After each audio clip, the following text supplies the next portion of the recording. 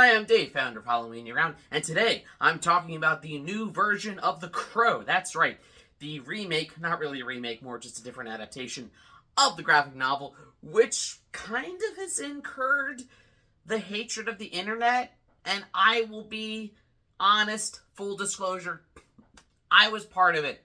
I shared a meme when they first released the images of Bill Skarsgård as Eric Draven, saying I wasn't a fan of it. When the trailer came out, I'm like, this doesn't look very good. And I went into this movie kind of expecting it to be terrible. My only reason for doing it was to do a review on this channel.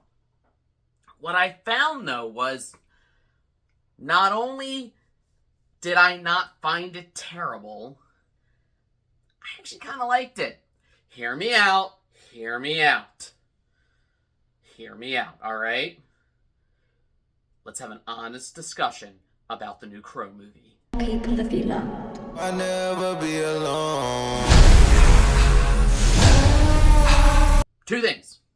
I need to point out two things. Number one, I am not saying that this movie does not have major issues. It does. It does. I'll get to them a little bit more in detail. But it is far from, even though I enjoyed it and I liked it for what it is far from a perfect movie. Number two, I am in no way saying that this movie is better than the original 1994 Crow adaptation with Brandon Lee. I just rewatched that because I'm working on a piece comparing the two of them. It'll probably be up on the Halloween Year Round blog.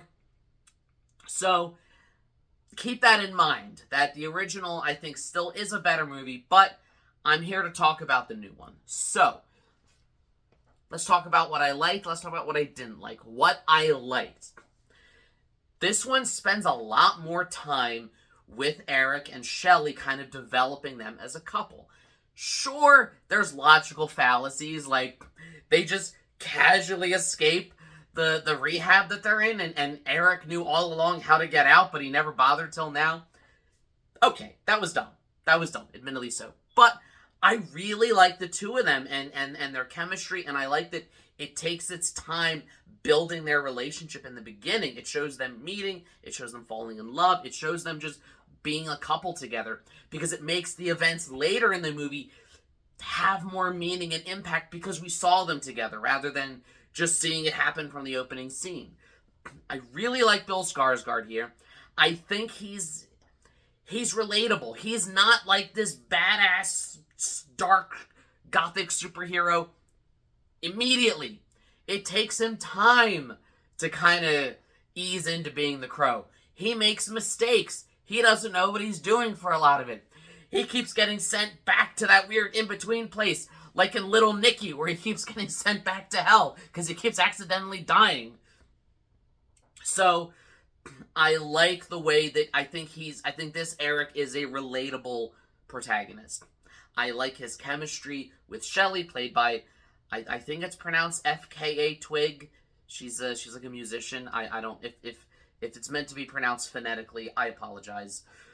But I really like their chemistry together. And I really like the villain here. You have Danny Houston, really great character actor. Loved him in stuff like 30 Days of Night. He's one of the few good things about X-Men Origins Wolverine, where he plays William Stryker. And I like that here, he's actually kind of connected to the world that, Eric Draven's into. He's in that dark hell world. He knows about the existence of the Crow. And it kind of feels like he's a good foil, a good villain to that hero. Yes, it's kind of annoying, and again, the movie takes a little too long for them to meet. I wish they had met before, like, the third act. But we see him in the background, and we see him doing things, and he's just, I think he's an interesting villain. And I like that, again, this version was different. The 90s version, I love it. If you're watching this, you probably love it. It is just oozing in early 90s grunge, and it was like the genesis of like the whole, goth movement of the 90s. And well, that Nightmare Before Christmas, they kind of all... The Crow and Nightmare Before Christmas single-handedly kept Hot Topic in business all these years. So, I think I see that same vibe here, but for the next generation. A lot of people are calling it like Gen Z emo. And even though I myself identify more with the 1994 version, I can see where this one is going for that newer audience, newer generation. And I'm okay with it because they're not... It doesn't feel like they're butchering anything. Because first of all, if you want to go watch the original Crow, you're more than welcome to. No one is forcing anyone to watch this new version. And if you say, you know what, I don't want it to ruin it for me, you can just enjoy the original until the end of your days. Don't watch the sequels, though. Don't tell me you hate this movie, but love all the sequels that came after that one. Because those are... It's all or nothing. Anyways, I liked his character in this, and I liked that they tried to do things differently. There's that whole sequence at the Opera House in the third act that is low-key amazing. Yes, again, there's things I don't like about it. The CGI blood was annoying, but damn, are those kills creative and brutal. And I'm sitting in the theater going, oh, they did that?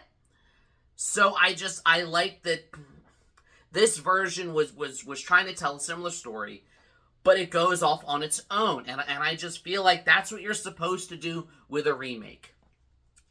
If you had just done it and done everything the same, what's the point of remaking it?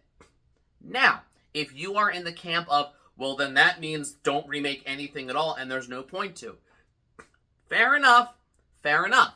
We can have that discussion about whether or not a remake or a new adaptation is warranted. We can talk about that. That is a separate issue. But I will argue that if you are going to do one, do your own thing. And this movie very much does its own thing. Yes, it has issues.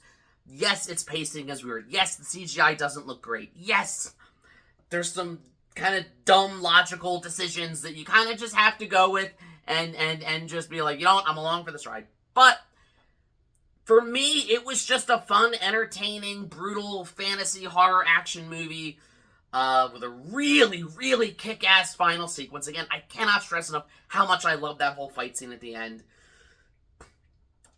And it kind of made me... It reminded me why it's so important to go in and give every movie a chance. Because I know a lot of people simply aren't seeing this movie for that reason. They're judging before they see it. Now, if you see it and you still hate it, that's fine. You're allowed to have that opinion. You're allowed to see a movie and decide you don't like it. That's perfectly fine.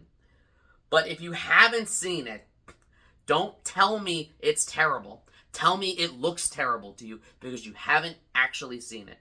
And if you have seen it and you liked it, let's talk about that.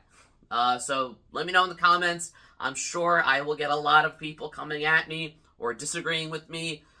Maybe I'll have some people agreeing with me. Let me know your thoughts. This is just my review. These are just my thoughts. These are just my opinions. You are welcome to yours. And I always invite a healthy discussion. A healthy and lighthearted discussion and debate. I love talking movies. I love talking horror. And I would love to hear your opinion of this movie, whether you liked it or hated it. And I'd love to hear why. Like, share, subscribe, all the YouTube stuff. If you don't, you may end up being brought back from the dead. But in a remake, new adaptation that people don't like, but I did. And as always, every day is Halloween.